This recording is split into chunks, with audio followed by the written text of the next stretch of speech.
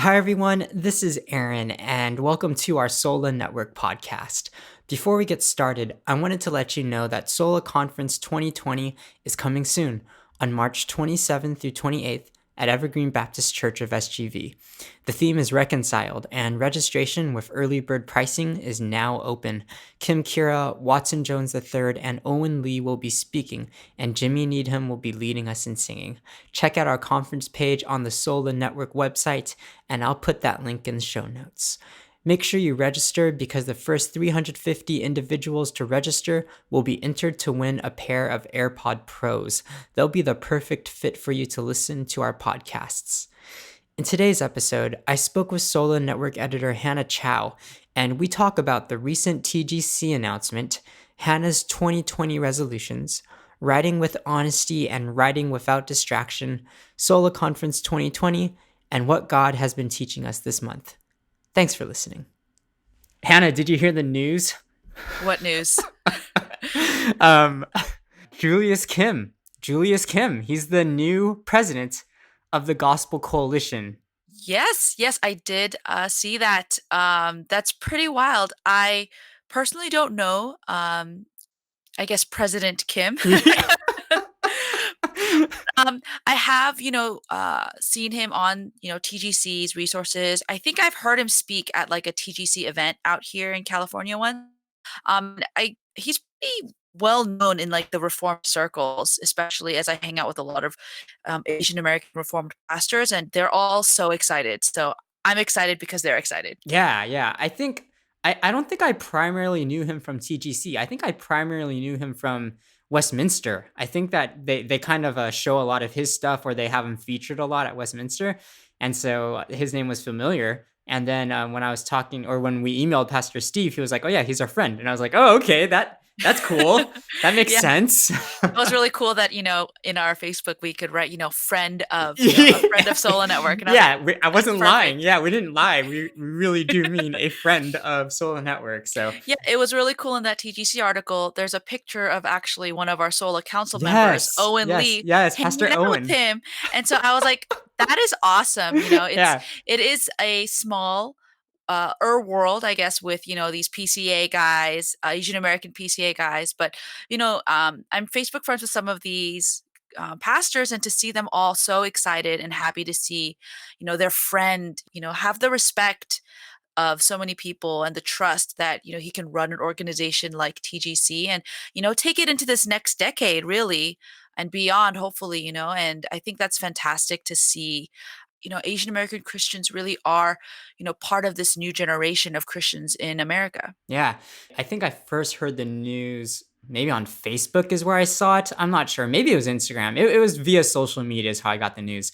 And then I also subscribed to their newsletter, so I think they also highlighted it in their newsletter that day.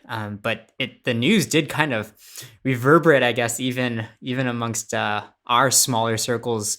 Pastor Hanley from FCBC One, he texted me, "This is big news," and so I was Yeah. kind of, I don't know. I was at work at the time, so I wasn't exactly like totally taking it in. But later on, I think it was like maybe the next day, it finally hit me, kind of like, wow, this is a really big thing. I mean, obviously for TGC, but just for Asian American Christianity, like it's a big deal.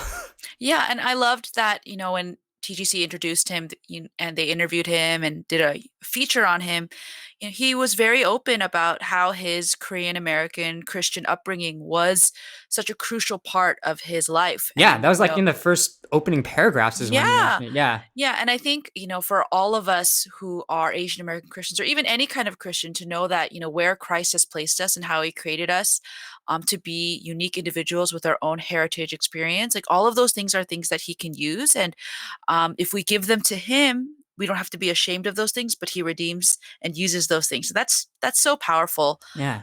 Hannah, we're going to have to talk more about this later, especially as we find out more developments. But for today's podcast episode, I wanted to talk to you about your newsletter. Now, I subscribe to your Substack newsletter. Is that what it's called? Substack, right? So yeah, Substack is the host, I guess, of the newsletter. It's like they're trying to be this newsletter hub, I guess, and they host newsletters like mine. It's actually called Hannah's Thinking Cap Oh, you're because right. Yes. I couldn't think of a better name. Yeah, that's a good name. It's a good name for a newsletter.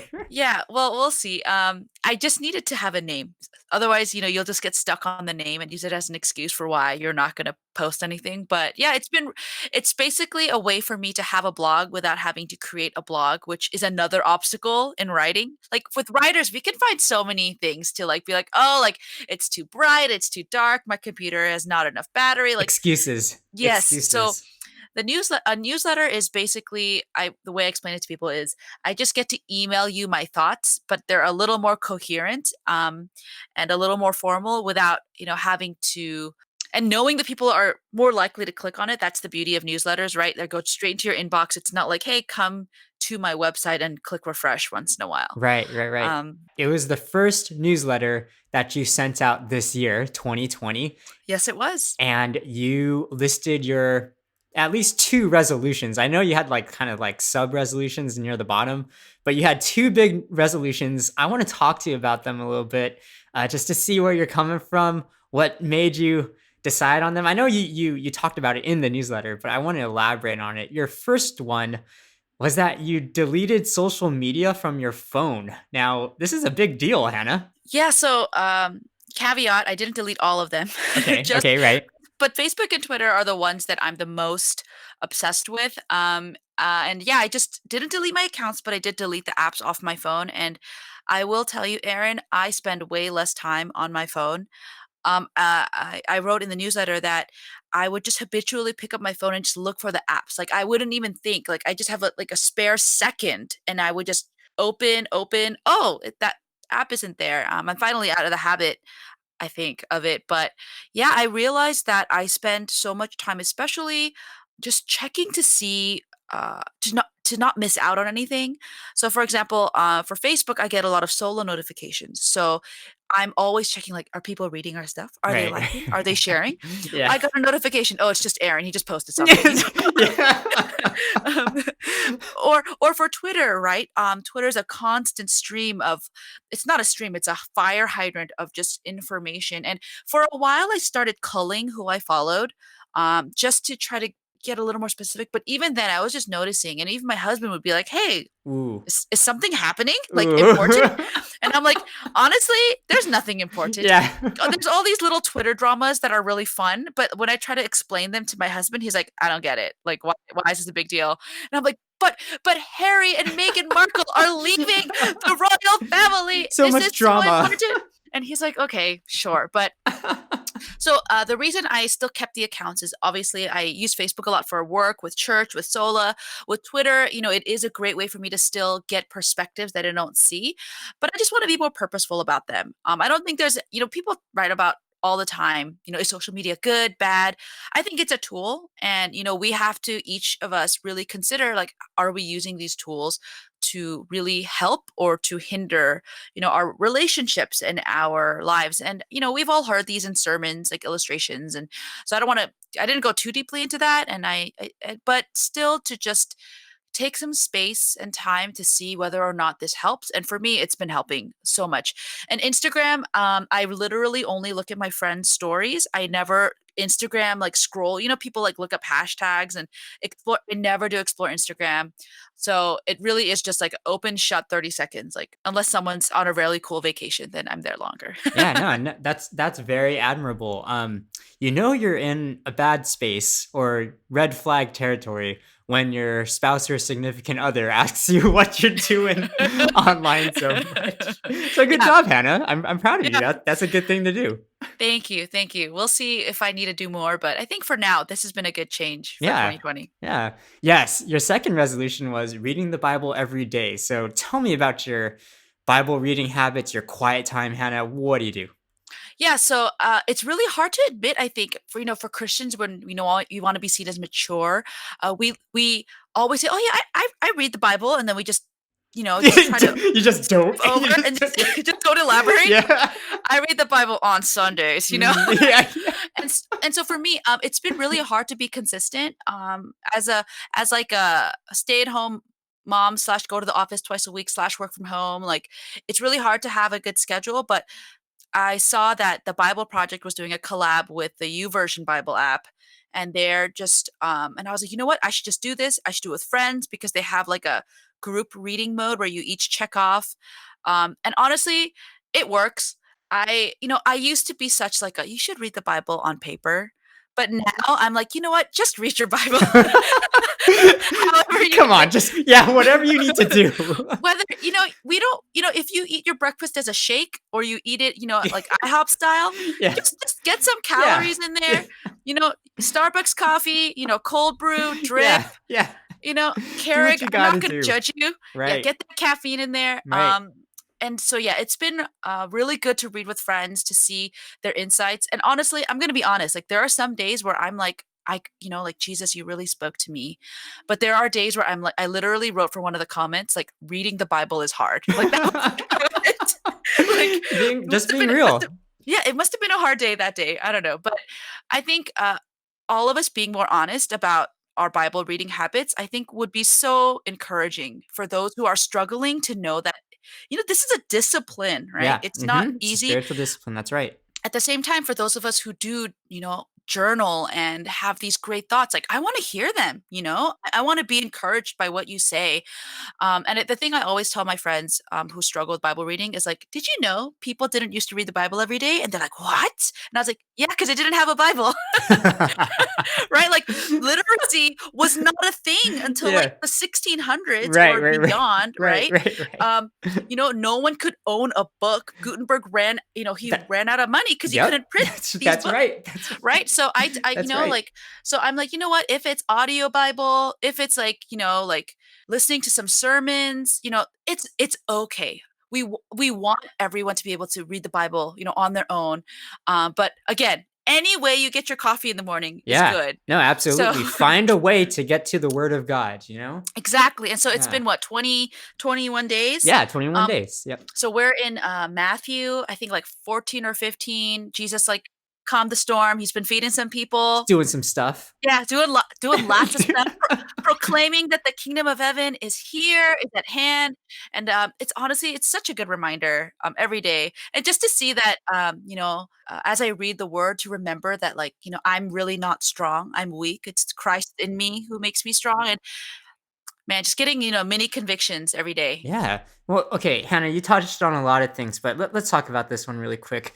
I appreciate how you were honest about that. Like really, when I read that in the newsletter, I was a little bit surprised that you would share something like that. Because, well, I mean, to me, I understand that quiet times or devotions, it's kind of like a personal thing, you're interacting with the word of God. But what you mentioned before, like, we don't like to say when we're struggling with Bible reading or when we're, spiritually dry. We don't like to admit that type of stuff, especially people, I'm just going to say it, like you and me, where we're kind of like on the internet, kind of public facing with our faith. Like we don't like to say stuff like that. How do you know what is good to share in being honest or when to filter? Like, how do you take that into account in your writing? I know you're writing a newsletter, but even then, like, you surprised me.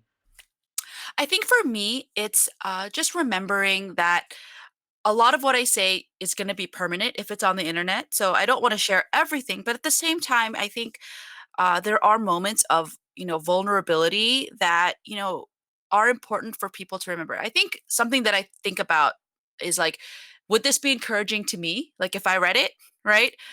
Or would it be titillating?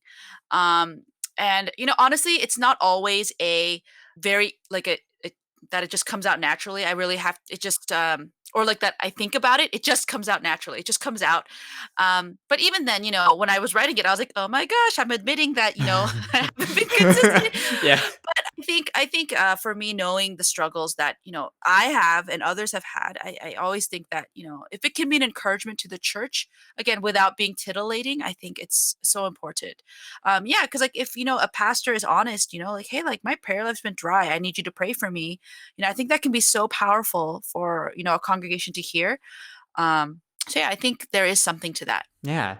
And then the other thing that you mentioned was back to your first resolution about being distracted with social media.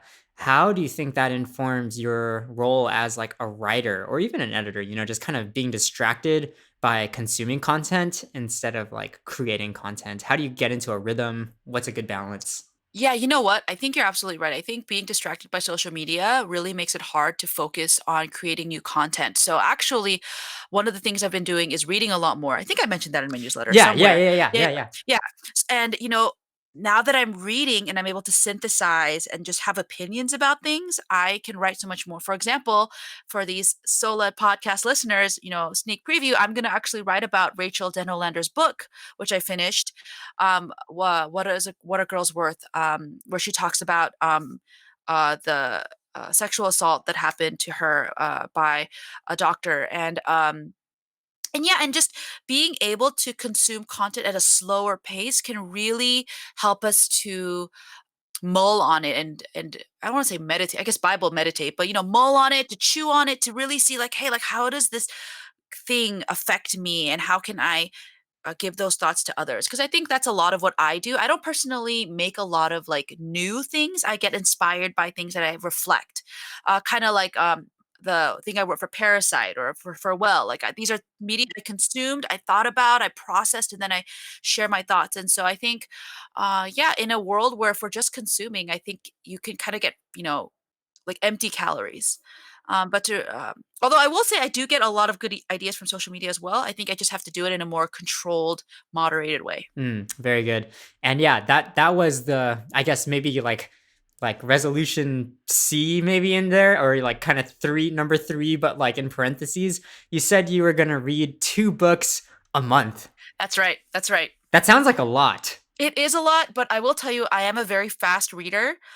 I always have been, and my husband hates me for it because he loves reading, but he's like, he reads like you're reading it out loud. Like he's audiobook speed, which I can't do. I'm like blazing through. I'm like Yeah, yeah. paragraphs ahead. Yeah, yeah, yeah. There's times where we're reading the subtitles of a movie and I laugh because I like read it. Before they say it. Yeah, of course, right. Yeah. But anyway, so yeah, so for me, and like I also I'm quick to put books down. Like if a book doesn't catch me after the first whatever amount of pages, I'm like, you know what, there are too many good books out there. I'm Yeah. just gonna move on. I It's think that's the okay. editor in you. I think that's the like It is, but also yeah, it's just like books have flavors, right? Same as food. Yeah. So then anyway, but yeah, so I finished Rachel Donnell-Linder's book. I finished Persuasion by Jane Austen. The next book I'm actually reading a book by Jackson Wu, reading Romans through Eastern eyes. I saw that. This is Yeah. my first theological book of 2020. Very nice. And I keep picking it up and then I get distracted by work. So I was at a coffee shop today and I got distracted. But Okay. that book I'm really excited to read. TGC reviewed it.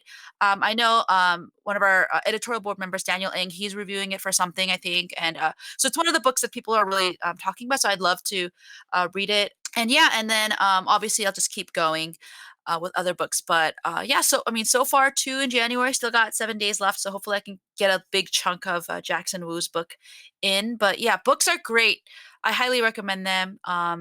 If anyone out there needs a book recommendation, this one is a fiction book. It's World War Z, which is the one, it's based off there's a movie based on it with Brad Pitt, but the book is literally one of my favorite books of the past decade. It's fun. It's written as a journalist is interviewing survivors of the Okay. war. So Brad Yeah, yeah, Pitt is yeah. in the war, but Is this it is like Brad Pitt? I thought it was Tom Cruise. Is it no, Brad it's Pitt or Brad Pitt for sure. Okay, Brad Pitt okay, for okay, sure. my bad.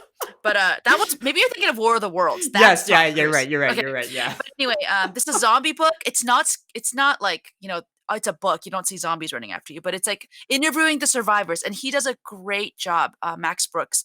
And I highly recommend if you don't like reading the books, the audiobook. Because it has really famous actors. Make sure you get the complete edition. They like did a shorter version, but it's got like Mark Hamill, who's Luke Skywalker. It's got Masioka from Heroes. It's got Nathan Fillion from Firefly and Castle. Like really, like my husband did the audiobook again because he can't Yeah. read fast. Right, right. So if any of you guys have book resolutions or like do something smart resolution for 2020, World War Z, Max Brooks, you won't regret it. Hit me up on Facebook and we'll talk about it. Man, I didn't know you were such a book nerd. I I guess am. now it's coming out. It's coming out. This is Yeah. gonna turn into a Yeah. book podcast now, Hannah. Well, well, I just think books are so Yeah, I just think books are so important because they're just so much fun to like get into a whole other world. And I used to read so much more, but I hope to do that more in 2020. Yeah, well, I'm honestly glad to know this side of you. I only know like the editor side of you, the But writing it makes sense. articles I like side of words, you. right? Yeah, it makes total sense. It makes total sense, Hannah. Um, Hannah, SOLA Conference 2020 is coming soon, March 27th to 28th. I'm so excited. If I see you there, then we're gonna have to talk about books. We're gonna have to talk about podcasting. Yes. What are some things that you're looking forward to in the conference? Honestly, I'm really looking forward to all the speakers. Kim Kira on the first night, Watson Jones on I think the Saturday morning, and then Owen Lee to bring it home. I just think they're awesome gospel-centered speakers who I think are just going to be solid. And then obviously, you're slowly rolling out the seminar speakers, but there are so many awesome people in there, from Jeannie Jun, who is going to lead, I think, on evangelism in the workplace or something. And, just to have really practical things for our audience members, attendees, I think that's great. And I also heard, like our venue changed. Or not I heard, that's for sure happened, but that because of that, we can actually have more people come. And so I think last year we capped it like 600, 650 or something, but now we can go like 700, 800. I don't know. Yeah, it will be I've never at been. Evergreen Yeah. SGV. Yes. Have you been? I have, but I don't think I've been like inside. I think I've been like Campus? to the campus, but I don't think I went into the worship center. Okay, okay. Yeah. Well, if I ever do it, if they ever give me like a secret Sola tour preview, Oh yeah. I'll give you the inside scoop Oh of the please, venue. yes. Yeah, yeah, yeah. As the conference gets closer, hopefully we'll have more info to share with our listeners. We can give you guys like sneak previews because you're podcast listeners. Yes, yes, yes. We're always gonna have to prioritize our podcast listeners. Hannah, what are some things that you've been learning about recently or that God's been teaching you? I guess apart from your resolutions. Yeah, so going back to Rachel Denolender's book, What a Girl's Worth, I think just remembering that God has given us worth, right? Because we're made in his image. And I think a lot of times, that is the thing that gets distorted so quickly and easily, right? Like whether it's misogyny, racism, just looking down on people in general. And for me, reading that book, I think taking that idea, it's, what are we willing to do to tell people that they're worth something, right? That what are we willing to sacrifice, even if it means that someone will truly see who God has made them to be? And, I don't think that's easy, especially with a lot of these scandals, it really means that some people are some organizations are gonna have to change, that there are people who are gonna have to change. And um even for us as Christians, like, we should be the ones laying our lives down, right? So that others can know the true worth of Christ and the worth that Christ died for them. And so I think really kind of chewing and digesting that thought of, as Christians, are we, because we know the supreme worth that we have in Christ, are we willing to do what it takes to ascribe that, to show that worth to others? And I think Rachel Denolander does that in her book, right? And I hope that that's something that, as Christians, that we can all do. That's really good, Hannah. Thanks for sharing it. I have been well, okay. Well, you know this. We have a baby coming on the way. Not we as in Congratulations. you and me. I mean, we as in we as in me and my wife have a baby Yes, coming on yes. the way. Yeah, we've been trying to get our routines in order, trying to get our lives arranged. So I guess kind of like along the lines of your resolutions, that's kind of like my goal or my resolution is just kind of put everything in place, make sure that I'm still being responsible with the all the tasks and activities we have going on, but also focusing on the home, making sure I'm not getting sucked into social media, and also prioritizing God, of course. Like we have a lot of stuff going on. Our family's growing, but at the end of the day, I still need to have my primary relationship with God be first. And so that's kind of what I'm focusing on right now in this season. That's awesome, man. Get everything ready, and then the baby will wreck everything. Yes, yes. Just set it up, set up the pins just so that the baby can roll the bowling down and Well, topple hey, them all but over. but it will be super fun and exciting, and you'll get through it, and Thank you so it'll much, be Hannah. joyful. Yeah. Yeah. Oh, yeah, absolutely. And hopefully we have another chance to podcast before then, Hannah. Thanks for making the time for this one. No problem. It was super fun. Thanks, Hannah. Talk to you later. Thanks, Hannah, for being my guest on the show, and thank you everyone for listening. If you have a question to ask Hannah about writing, reading, or World War Z, email them directly to Hannah at hannah.chow@sola.network. Or if you wish to remain anonymous to Hannah, you can reach me via Twitter at MusicGoon or Instagram at DiveInDigDeep. I'll put those links in the show notes. TGIF is a link list column I curate for SOLA Network every Friday. Be sure to check that out, and you can also subscribe to it via email. I'll put the link in the show notes. SOLA Network exists to influence the emerging generation with the gospel of Jesus Christ. Visit us online at sola.network and follow us on Facebook and Instagram at the SOLA Network. In the show notes, you'll find the link to our SOLA Network podcast feed, and you can also subscribe on YouTube or Spotify. Just search for SOLA Network. Thanks. See you soon.